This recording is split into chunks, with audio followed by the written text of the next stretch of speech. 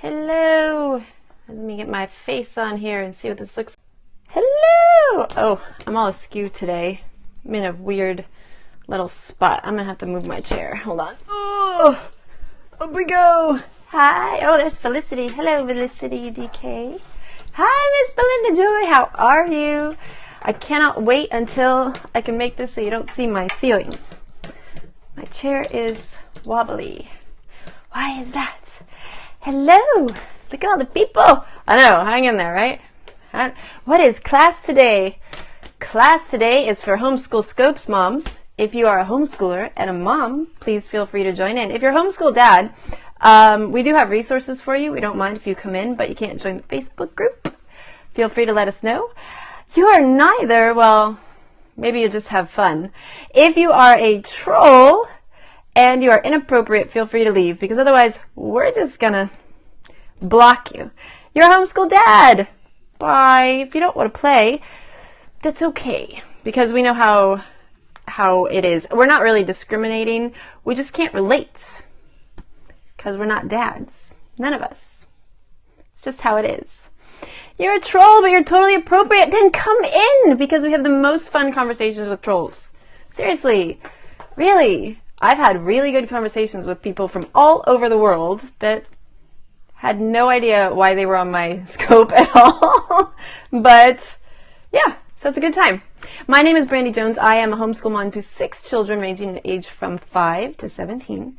And one of them is special needs. And yes, I do homeschool all of them, even the senior in high school. I can't. Do you remember when a senior in high school was you?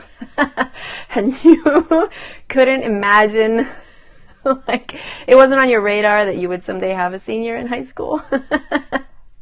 Hello! Having that kind of day. You were the worst senior, because usually that means you stayed in high school longer than you should have. Thank you for the hearts. It makes me feel like I am not talking to myself. Please feel free to share this if the information is valuable.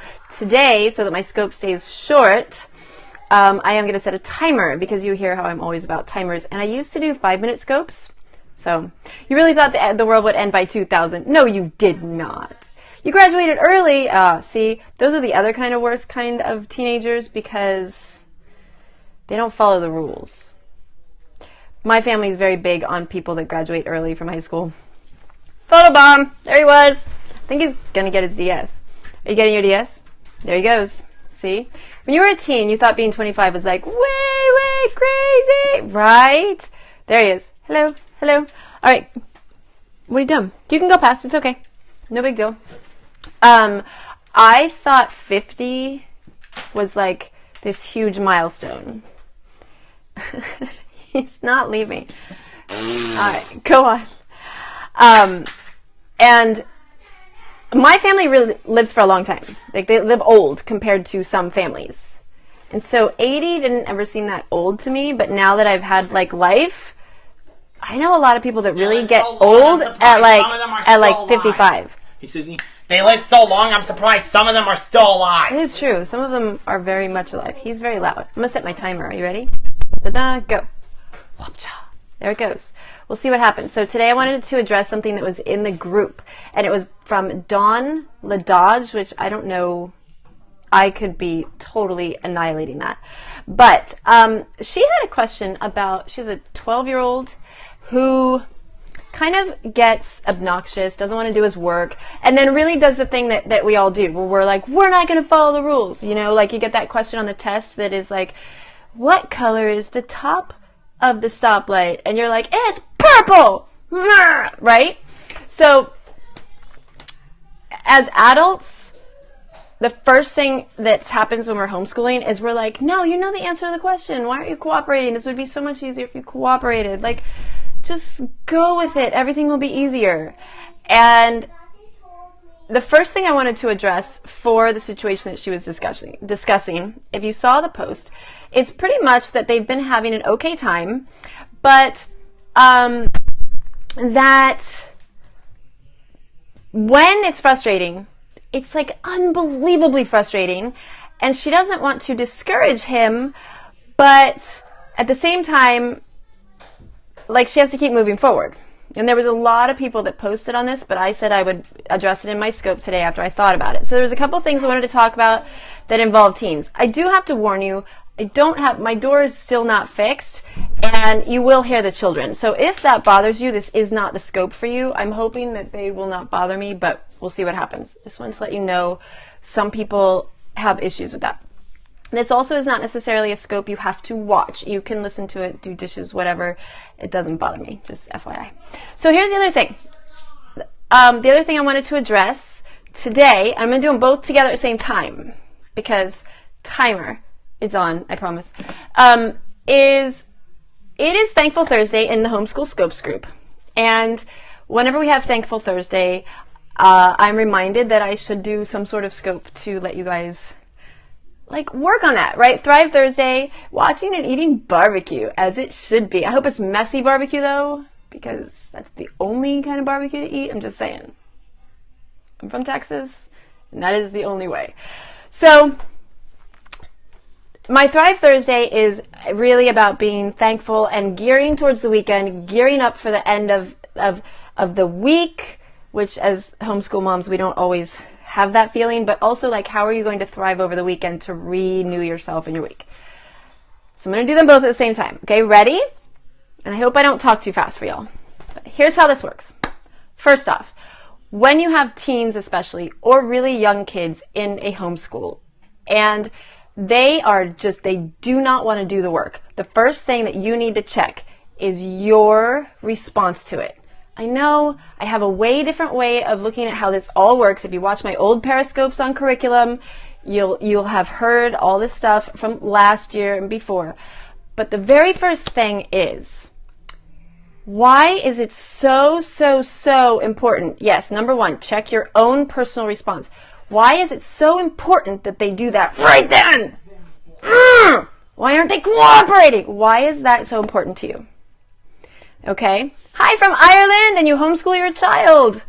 That's fantastic. Come on in and talk to us. We'd love to hear about it. It's probably not going to happen, but may I use the computer? Yes, you can. Just don't close out the stuff I was working on.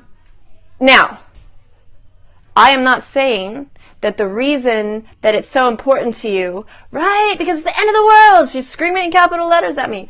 I'm not saying that it shouldn't be important to you. I'm not saying that it's an alcoholic thing.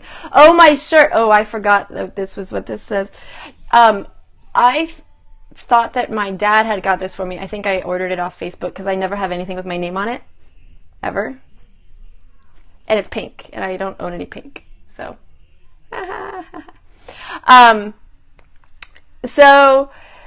Yeah, I wish I could come to Ireland. I don't even have a passport, but I used to speak some Gaelic, and I just directed a play that took place in Ireland, and I'm a tiny bit of Brandy, only I'm a very small human, but I'm not going to squirrel off. I have to concentrate on this, or my timer will go off, and I'll be a disaster. So, check your own response, okay? Now he's talking to me in Gaelic.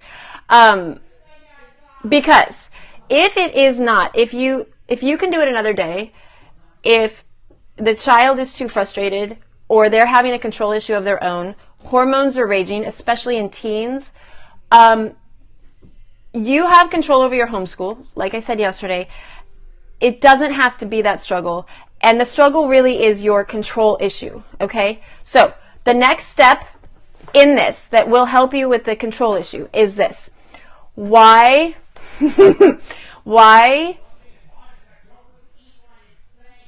are you having trouble accepting what their frustration is? So, back it up. I'm having trouble putting this in the right terms, but here's what I mean, okay? Anywhere from 10 to 15, the hormones are going to be like, wah, wah, wah, wah. And the kid's going to have enough frustration. The struggle really is your control issue. Yeah, so they're going to have enough issues going on physically that they're completely not aware of. You can teach them to be aware of that, which is something that I do recommend. I also think emotional intelligence is something that you can learn and teach your children. But if they have none of that, and you're just starting from point zero, and you're like, what do I do? The first thing you recognize is they have to be frustrated for a reason. Like her 12-year-old that Dawn was talking about is being forced into this little box that she doesn't think she's forcing him into. Because from her perspective, it's going to work out for him. It's better for him from her perspective. What's happening, that the word forced is really solely about not really taking the time to look at it from their perspective. Okay? Yes, it's not necessarily about disobedience or a bad attitude. It really can just be like, hi, Sailor James. It really can just be about a frustration that literally has nothing to do with the schoolwork. And you have to take a second. You have to take a second and say, what is causing this situation? Now, I'm going to tell you that the number one way to do that is to literally stop whatever activity. So if her example was he knew all the answers, the answers were actually at the bottom of the page, and he wrote all kinds of question marks in the thing. And my go-to on that is, A, Thankful Thursday. Thank you for doing the work. They didn't do it right. I didn't say thank you for doing it right. I said thank you for sitting down, picking up the pencil, marking it, turning it in. Okay? That might seem ridiculous, but then I would say, okay, so I need to look at this and figure out what's going on with it. Now you wait, or now you go do a thing away from me. And then I would sit immediately, because I have too many children to be like, I'm going to look at this later, because I'm not going to look at it later. I'm just going to be mad later. And sit and go, okay, what happened that this occurred? What were the conversations right before? What happened the 10 minutes before?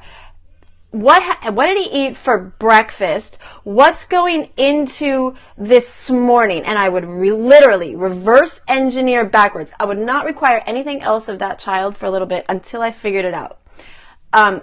This is one of the benefits of homeschooling, is you don't have to. You can break it out and you can reverse engineer it and figure it out.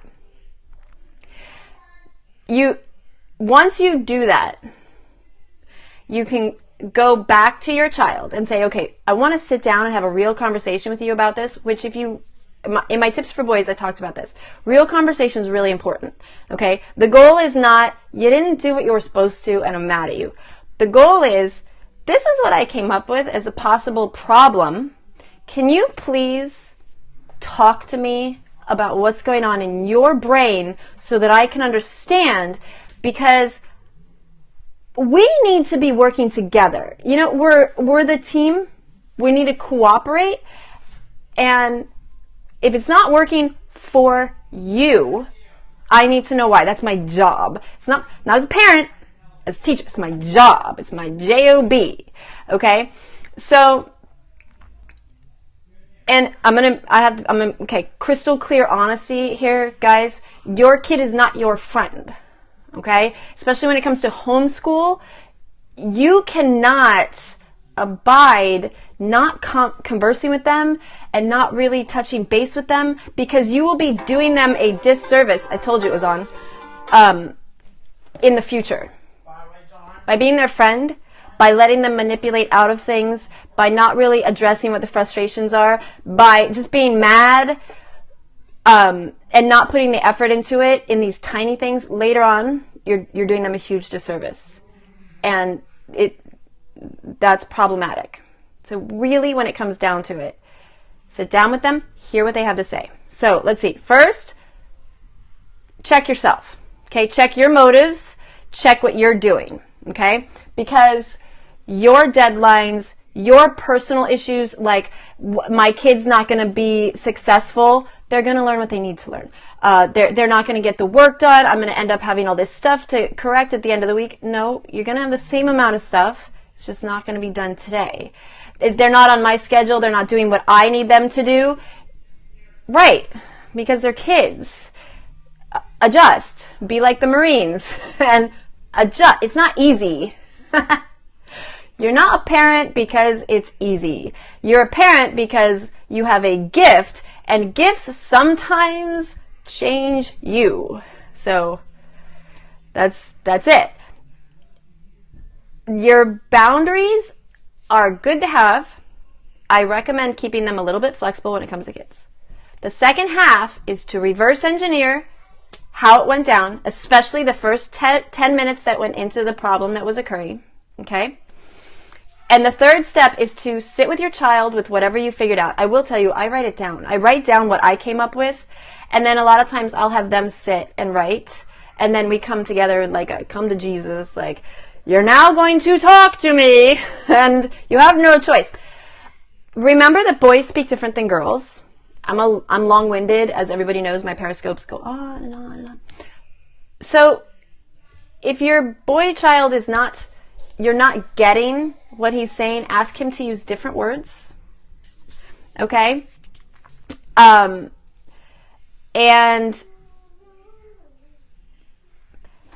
so sometimes boys don't quite know why they're so upset. A lot of girls, preteens, girls. I have four sisters, and I have 3 daughters, and I have girlfriends, and they all are like, these are the emotions that caused me to be this way, and they start out that way when they're like 2, right? My boys are a lot more like, I don't know, and later on, they can't. Yes, I do have an Instagram account, and I look like me in my Instagram account. It's amazing, but true.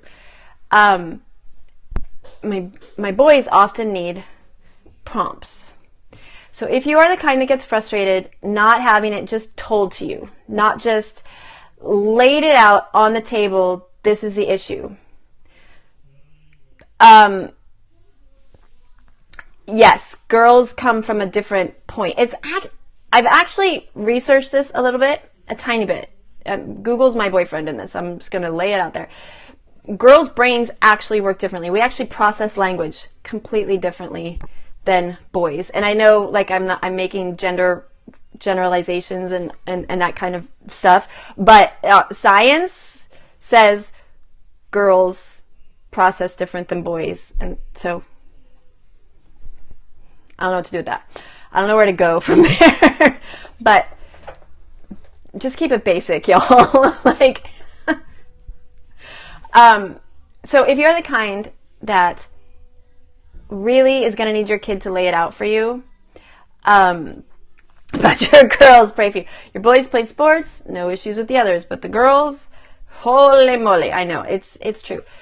So when you're trying to figure out issues with the schoolwork and things like that, or temper issues, if they're getting really angry when they're sitting down to do their work, or energy issues, they're between 12 and 14, they can just go off. They just here's my thoughts on that. First, set yourself up to really listen. Really, really, really, really listen. Like, button it and do everything you can to not comment back, not argue, not find a reason why what they're saying is wrong. Your girls wear $100 Nikes and one person says they're horrible and then they won't wear them. I cannot relate to that. I was not that girl, but I know plenty of people that are like that. It's so odd the way we just give up the responsibility for our choices. Anyway, why I homeschool is a different scope than this. I'm sorry, I can't spend time on that because I'm going to be on here too long as it is. I will address it with a 2-second answer. I have more choices for my kids because I homeschool. When it comes to boys, don't just listen with your ears, but with your eyes. Also, don't go into the conversation. How do I want to put this? There's not a good way to put this. Go into the conversation with gratitude and thanking your child for talking to you and being exceptionally happy that they can sit down with you and can have that conversation. Don't go into it with, I need an answer, I need this fixed. Problem-based is, this went wrong and I don't want it to go wrong again, and I, like, And solution-based is, thank you so much for sitting down to me. Let's come up with an answer together. Okay? What if they don't get the experience they will need in the world? That's interesting that you asked that question, because my answer to you would be, what kind of experience do you think they need in the world that they're not getting by living?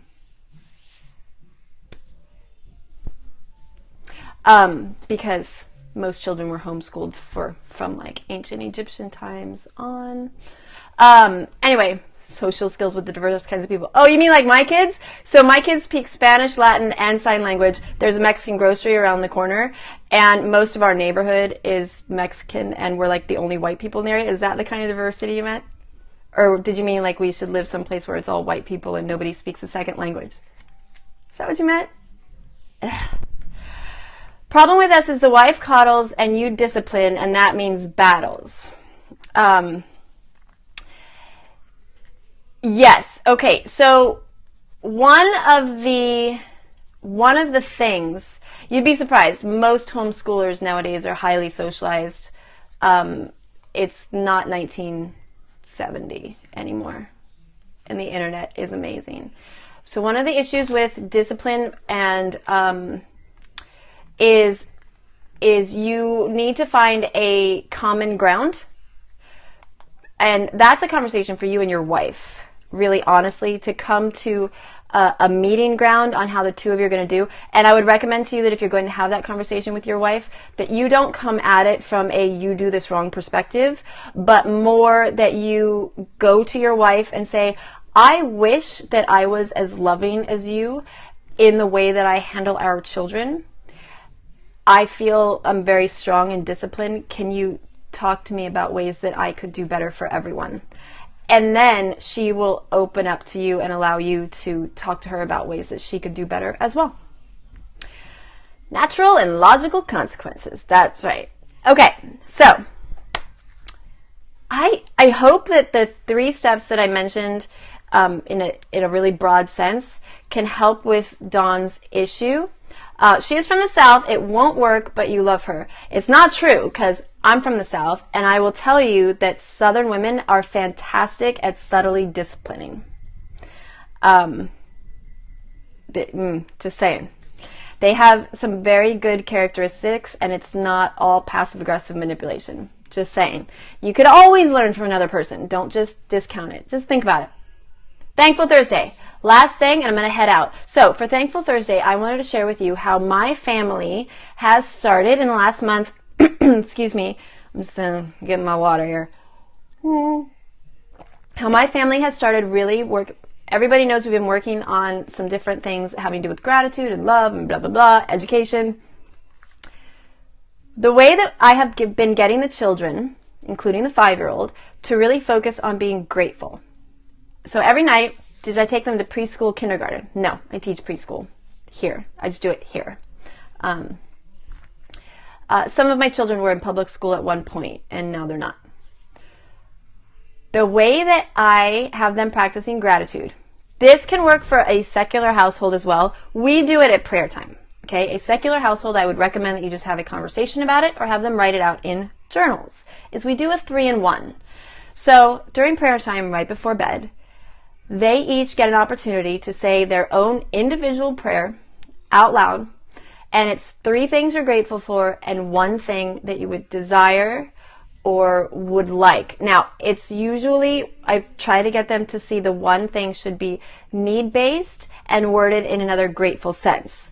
And we do that every day, and the idea is that by having a ratio of 3-to-1, if you have a ratio of being grateful for 3 things for every 1 thing that you would like to change, it alters your brain chemistry and you become a more appreciative, more positive person. This is also science-based. There's been a lot of study on this in the last 2 or 3 years. Again, Google is your friend. Just go look it up. It's all about learning how to appreciate, how to have gratitude. But the information goes back into writings done in the 1800s and the 1700s, in that people that have a negative view of the world, we'll just put it like that, because currently there's a lot of negative view of the world, have a 3-to-1 ratio of seeing bad things for good. And people that generally are just happier don't have less problems. That's not a fact. They don't like the president more. They don't have less health issues. It's none of that. Hold on one second. Okay, come here. Give me a hug. They don't have less of that. They're not more rich. It's none of that. And it's part of why, go on out, go tell Josh, he'll help you. It's part of why people that have nothing can be so happy, is they literally see a 3-to-1 ratio of things of beauty, things they appreciate, things they are grateful for, to the negative aspect of their life. It's a 3-to-1 ratio. So on this Thankful Thursday, may I suggest to you that you spend a little time today being obscenely grateful for 3 things for every one that you wish you could do better at. So, I'm so glad you enjoyed the Periscope. Thank you so much. I am going to put these up on my YouTube video. I'm sorry that I scrolled off with some of the questions. And again, I really do hope that the 3 things that I probably could have made shorter help, especially with your teens. And I will be back on tomorrow. I'm going to do a Friday 5 tomorrow, which is 5 favorite things in 5 minutes on Friday, because I like alliteration. Ta-da! Have a great day, guys. Bye! I hope you find some beauty out in the world today.